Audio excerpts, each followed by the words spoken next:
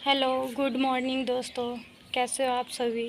उम्मीद करती हूँ कि बहुत ही अच्छे होंगे आप लोग। पर इस वक्त मैं कुछ ठीक नहीं हूँ। आप लोगों ने वीडियो तो देखा ही होगा मेरी बेटी का, जो कि मेरी दूसरी बेटी हुई थी, वो एक्सपायर हो गई है। तो उसी का मैंने शॉर्ट्स वीडियो डाला था एक, तो उसी पे आज मैं चर्चा करने वाली हूँ कि क्या हुआ था उसको, कैसे ख़त्म हो गई वो। इसी पर मैं ब्लॉग बना रही हूँ। कुछ लोग ना इस बात को मानते ही नहीं हैं, उन्हें फेक लगता है वो वीडियो। और कुछ लोग पूछ रहे हैं कि क्या हुआ था, ये कौन है। तो वही मैं बता रही हूँ, वो मेरी बेटी थी जो कि ख़त्म हो गई है। दोस्तों, मैं ये ब्लॉग बनाना नहीं चाहती थी क्योंकि अच्छा नहीं लगता मुझे ऐसे वीडियो बनाना ऐसे। पर महाराज जी ने भी मना किया कि नहीं मत बनाना, पर मैं बोली नहीं, मैं बनाऊंगी। मेरे फ्रेंड्स लोगों को सारी अपडेट मिलनी चाहिए, तो मेरे साथ क्या हुआ, कैसे हुआ। और एक लोग भाई हैं इंस्टाग्राम पे, मैंने जब मेरी बेटी का पहला वीडियो डाला था, डिस्चार्ज होकर मैं आई थी हॉस्पिटल से, तो उस दिन मैंने वीडियो डाला था एक छोटा सा बेटी का। तो उसमें ना भाई ने कमेंट किया था कि लाइक पाने के लिए इतना मत गिरो। आप लोग देख सकते हैं कमेंट क्या किया था उन्होंने। तो मुझे अच्छा नहीं लगा। मैंने कहा देखो, मेरे इमोशनल के साथ कोई बंदा कैसे सोच सकता है ऐसे। मेरे साथ तो ये हादसा हुआ है और वो भाई ऐसे बोल रहे हैं, उन्हें लगता है कि मैं वो लाइक पाने के लिए ऐसे वीडियो डाल रही हूँ। तो इसीलिए मैं ये ब्लॉग बना रही हूँ कि सभी लोगों को पता चल सके कि ये ब्लॉग फेक नहीं है। आप लोग ना, और मैंने जो पहले ब्लॉग बनाया था एक, उसमें मैंने बताया था, पर इतना खुल के नहीं बताया था। डिस्क्रिप्शन में मैंने लिंक डाल दिया, आप लोग चेकआउट कर सकते हो। तो वहाँ से आप लोगों को पता चल जाएगा। उस टाइम मेरा शायद 5th या 6th मंथ चल रहा था, दिसंबर में शायद वो मैंने वीडियो बनाया था। उसमें मैंने बताया था कि एक नन्हा मुन्ना मेहमान आने वाला है, इसलिए मेरा फ़ोन ऑन चलाने में मन नहीं लगता है, मेरी तबीयत ठीक नहीं रहती। और एक मैंने शॉर्ट वीडियो भी बनाया था रक्षाबंधन का, जिसमें मैंने बताया था कि मेरी तबीयत ठीक नहीं रहती है, मुझे वीकनेस फील होती है। तो गाइज यही रीज़न था वो, कि मैं प्रेग्नेंट थी, तो इसलिए मेरा किसी भी काम में मन नहीं लगता था। लेकिन जो काम है घर में करने वाले, जैसे खाना बनाना, घर का मतलब जो काम काज है, वो तो करना ही पड़ता है ना एक लेडी को। और ऐसी हालत में तो करना ही चाहिए। कोई वैसी तो मैं बीमार थी नहीं जो मैं नहीं करती। इसलिए मैंने पूरे 9 महीने बहुत ही मुसीबत में, बहुत ही दिक्कत में निकाले हैं गाइज। पूरी मेरा मतलब ट्रीटमेंट चला है पूरे 9 महीने तक।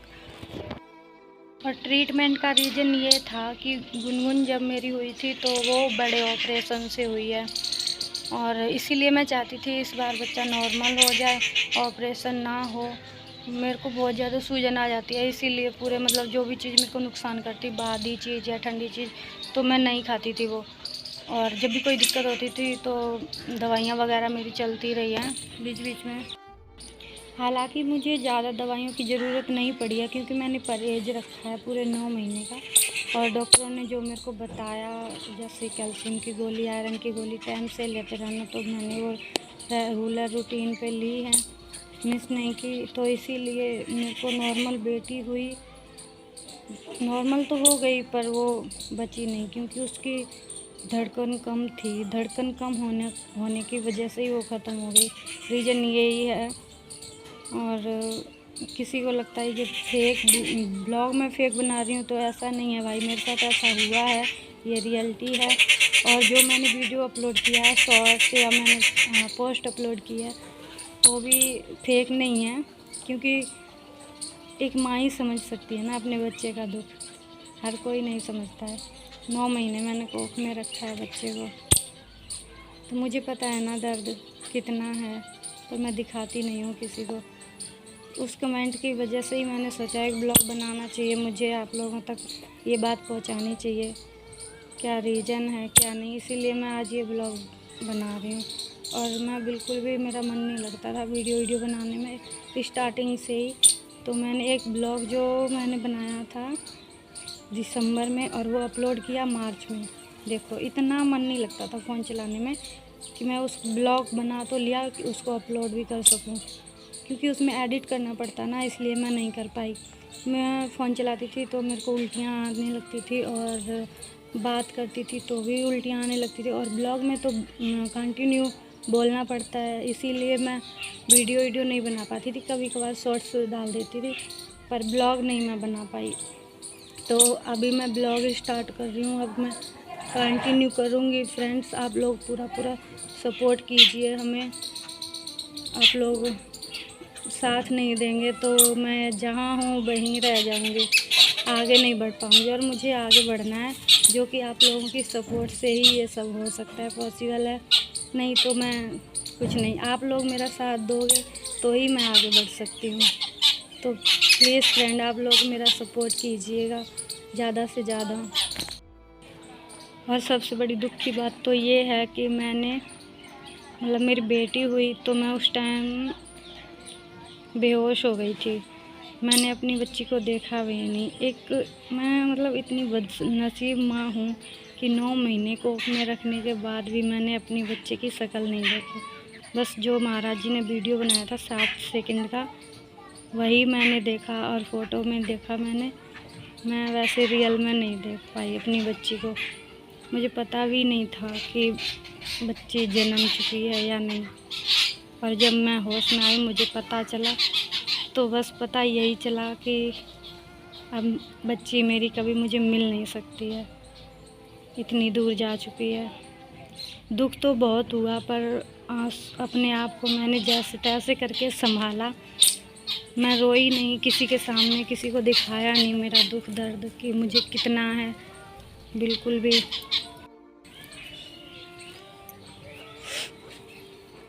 जब मुझे पता चला कि मेरी बच्ची हुई थी और वो ख़त्म हो गई है, तो मुझे बहुत बुरा लगा उस टाइम।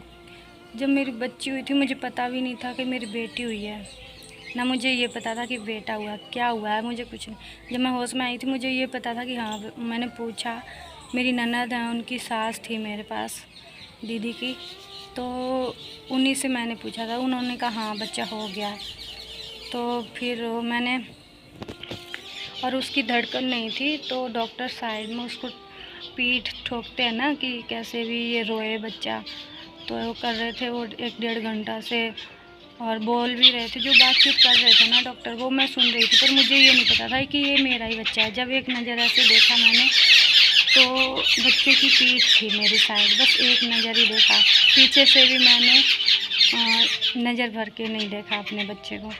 फिर जब मैं बाहर आई, मेरा ऑपरेशन होने वाला ही था, पर कहते हैं ना भगवान की जो मर्ज़ी है होगा, तो वही नॉर्मल बच्चा हो गया। जब मेरे को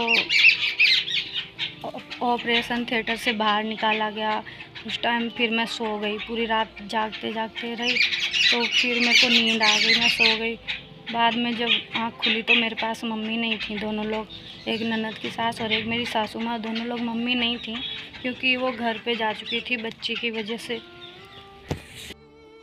और जब मैंने जीजा जी से पूछा कि मम्मी कहाँ हैं, दोनों लोग तो बोले वो घर पे गई हैं, ऐसे ऐसे उन्होंने मेरे को रीज़न बताया। फिर उसकी थोड़ी देर बाद महाराज जी आए घर से, तो मैं बोली कि आपने फ़ोटो तो खींची होंगी, मेरे को फ़ोटो ही दिखा दो कम से कम, बच्चे को तो मैंने देखा नहीं। तो एकदम से रोने लग गए, इतना मेरे को कष्ट हुआ बता नहीं सकते हैं। बोल रहे कि मैंने क्या बिगाड़ा किसी का, जो भगवान ने मेरे साथ ऐसा किया।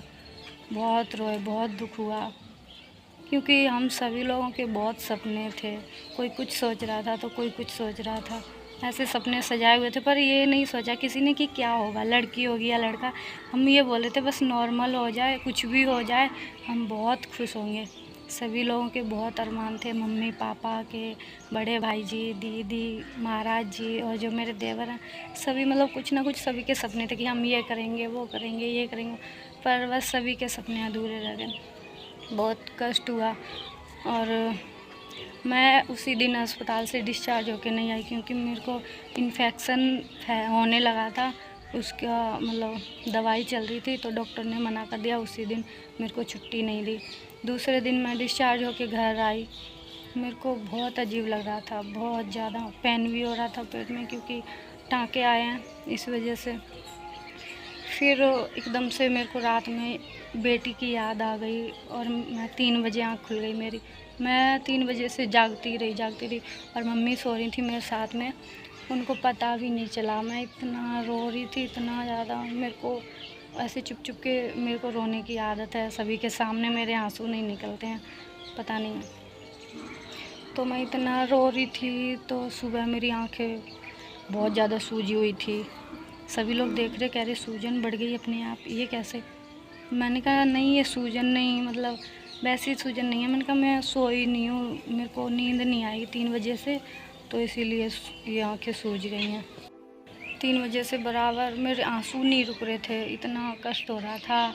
और जब मतलब बेटी होने के बाद में मुझे मतलब पता नहीं था कि क्या हो रहा क्या नहीं, लेकिन जब मैं सोई नहीं थी उससे पहले हॉस्पिटल में मैं ऐसे सोच रही थी अब तो गुनगुन का आधा सामान बटेगा, कि क्रीम पाउडर जो भी है उसका वो भी मतलब दूसरे बच्चे के साथ शेयर करूँगी, मैं उसको भी वही यूज किया करूँगी। और मेरे को पता भी नहीं था बेटी है, फिर भी मैं बेटी के ही ख्वाब सजा रही थी। सोच रही थी कि अब तो दूसरे बच्चे को भी मतलब गुनगुन को जैसी ड्रेस पहनाऊँगी, मैं अपनी दूसरी बेटी को भी वैसी ड्रेस पहनाऊँगी, ऐसी फीलिंग आ रही थी मेरे मन में। और मुझे पता भी नहीं था कि मेरी बेटी हुई है, बाद में मुझे पता चला बेटी हुई है। मैंने कहा अरे, लेकिन पता ये चला कि वो ख़त्म हो गई, तब बहुत दुख हुआ। मैंने कहा अब तो कुछ नहीं, इतना 9 महीने पूरा दिक्कत झेली हूँ, हर चीज़ को आप मतलब हर कदम मैंने फूँक के रखा कि कहीं कोई दिक्कत ना हो जाए मुझे या बेबी को, लेकिन फिर भी भगवान जी ने पता नहीं क्या, ऐसा तो किसी के साथ इतना तो गलत नहीं किया अपनी जानकारी में मैंने कि किसी का दिल दुखाया हो, किसी को बहुत ज़्यादा मतलब जाने अनजाने में तो हर किसी से गलती होती है, पर जान करके मैंने किसी का दिल नहीं दुखाया। फिर भी भगवान जी ने ऐसे किया हमारे साथ, पता नहीं कौन सी कर्मों की सज़ा दी है हमें। देखो मैं इतनी बदनसीब माँ हूँ, बच्चा मेरे पास नहीं था और मैं उसको देख ना पाई, कितनी अफसोस की बात है। और फ्रेंड्स, तो मेरे को तो अभी भी दवाई चल रही है, जो टाँके हैं वो अभी पूरी तरह से सूखे नहीं हैं, सही नहीं हुए हैं, दर्द रहता है, तो इसीलिए उसकी दवाई सूखने की दवाई चल रही है, टाँके सूखने की। और गर्मी भी बहुत ज़्यादा पड़ रही है, इसलिए गांव में बहुत बुरा हाल रह रहा है, क्योंकि चुनाव से पहले वोट नहीं पड़े थे, उससे पहले लाइट तो अच्छी चल रही थी गाँव में, और अब लाइट अच्छी नहीं चलती, ऊपर से इतनी गर्मी पड़ रही है, तो दवाई भी गर्म होती है, दवाई गर्म खा रही हूँ, मैं परहेज़ कर रही हूँ, अभी भी गर्म पानी पी रही हूँ, तो इसलिए मेरे को बहुत दिक्कत होती है, घर पे बहुत गर्मी लगती है। आप लोग भी बच के रहना गर्मी से दोस्तों, बहुत ही ज़्यादा गर्मी पड़ रही है, और ऐसी गर्मी की वजह से बहुत बीमारी भी फैल रही है, किसी को बुखार हो रहा है, किसी को डायरिया हो रहा है, किसी को कुछ हो रहा है, तो आप लोग प्लीज़ बच के रहना, गर्मी बहुत ज़्यादा पड़ रही है, अपने खाने पीने का ध्यान रखना, हल्का खाना खाना गर्मी में, पानी ज़्यादा से ज़्यादा मात्रा में पीना। तो बस मुझे ना यही बताना था कि बहुत लोगों को पता नहीं था ना, क्योंकि मैंने ऐसे कोई ब्लॉग बनाया नहीं था उससे पहले कि मेरे मतलब मैं प्रेग्नेंट हूँ क्या कैसे, और ये मेरी बेटी है। पर मैंने एक शॉर्ट भी नहीं फ़ोटो डाला था, मैंने उस पर लिखा था कि ये मेरी बेटी और मैं बदनसीब माँ, ऐसे करके, तो उससे काफ़ी लोग समझ भी गए होंगे कि ये मेरी बेटी थी जो अब इस दुनिया में नहीं है। और जिन लोगों को नहीं पता है, स्पेशली मैं उनके लिए ब्लॉग बना रही हूँ कि उनको पता चले कि हाँ वो मेरी बेटी थी। बहुत लोग तो फेक ही समझ रहे होंगे कोई, और आप लोग ऐसा मत सोचना प्लीज़ कि मैं व्यूज़ के लिए ये सब वीडियो बना रही हूँ या लाइक के लिए कर रही हूँ, ऐसा कुछ नहीं है। कुछ लोग बहुत ज़्यादा कमेंट भी आ रहे थे, मैसेंजर पे भी मैसेज आ रहे थे, पूछ रहे बहुत लोग कि क्या हुआ आपको, ये कौन है, तो स्पेशली उन्हीं के लिए ये वीडियो है। और जो लोगों को लगता है कि मैं लाइक के लिए कर रही हूँ, स्पेशली उनके लिए भी है ये वीडियो। मैं उन लोगों को भी बताना चाहती हूँ कि भाई ये लाइक के लिए नहीं है, व्यूज़ के लिए नहीं है, ये सच्ची घटना है जो मेरे साथ हुई है। एक माँ के लिए इससे दुख की बात कुछ नहीं हो सकती है, जिसने अपने बच्चे को 9 महीने कोख में रखा और उसका चेहरा भी वो माँ नहीं देख पाई। बताओ कितने अरमान थे मेरे, मैं गोदी में भी उसको नहीं खिला पाई। जब तीसरे दिन आंचल में दूध आया तो मुझे इतना बुरा लगा, इतना, कि आज मेरी बच्ची पता नहीं कहाँ है, भूखी होगी इसीलिए आंचल में दूध आ रहा है। इतना कष्ट हुआ मुझे, मैं इतना रोई, इतना बहुत। और मैं अभी भी मैं जल्दी से अपनी बच्ची की फ़ोटो नहीं देखती हूँ, क्योंकि मैं उसको देख लेती हूँ ना फ़ोटो को या वीडियो देख लेती हूँ तो मेरी आंखों से आंसू रुकते ही नहीं हैं। बहुत रोना आता है, कभी कभी ऐसे लगता है एकांत में जाके इतना रोऊँ, ना कोई सुनने वाला हो ना कोई चुपाने वाला हो। पर ज़्यादा रोने से भी क्या मिलने वाला, वापस तो आ नहीं जाएगी बच्ची। यही सोच के फिर चुप हो जाती हूँ कि कष्ट होगा अब मुझे ही होगा, फिर मैं बीमार भी पड़ जाती हूँ। इसीलिए अपने आप को जैसे तैसे संभाल के रखा है और घर वालों के सामने भी आंसू नहीं बहाती हूँ, क्योंकि फिर वो लोग भी टूट जाएंगे। और यहाँ पे मतलब रोते तो सभी हैं पर कोई किसी के सामने नहीं रोता। मम्मी भाई सोचती हैं, वो सभी लोग और लोग सोचते हैं कि फिर वो लोग रोएंगे तो मैं रोऊंगी, और मैं सोचती हूँ कि मैं रोऊंगी तो घर वाले रोएंगे मुझे देख के। तो इसलिए अकेले में सभी रो लेते हैं पर एक दूसरे के सामने कोई नहीं रोता, क्योंकि दुख तो सभी को होता है ना, सभी के अरमान थे कुछ ना कुछ। गुनगुन के बड़े पापा बोलते थे हमारा बाबू तो बड़ा हो गया, उनका बेटा 3 साल का हो गया, तो बोल रहे थे बच्चा नहीं है कोई खिलाने वाला, छोटी के बच्चा आ जाएगा तो उसको यहीं रखेंगे अपने घर पे। दीदी बोलती हाँ हमारे 3 बच्चे हैं, 4 हो जाएंगे, हम मतलब लेके आएंगे, उसकी सेवा करेंगे, उसको रखेंगे, अच्छा लगेगा, हमारा भी टाइम पास हो जाए। ऐसे मतलब कोई ना कोई मतलब कुछ ना कुछ सभी ऐसे सभी के अरमान थे। कोई कुछ बोलता था कोई कुछ, पर सभी के अरमान पे पानी फिर गया। पता नहीं क्या किस्मत लेके आई थी जो हमारे साथ 4 दिन भी नहीं रहे, देखा भी नहीं और चली गई छोड़ के।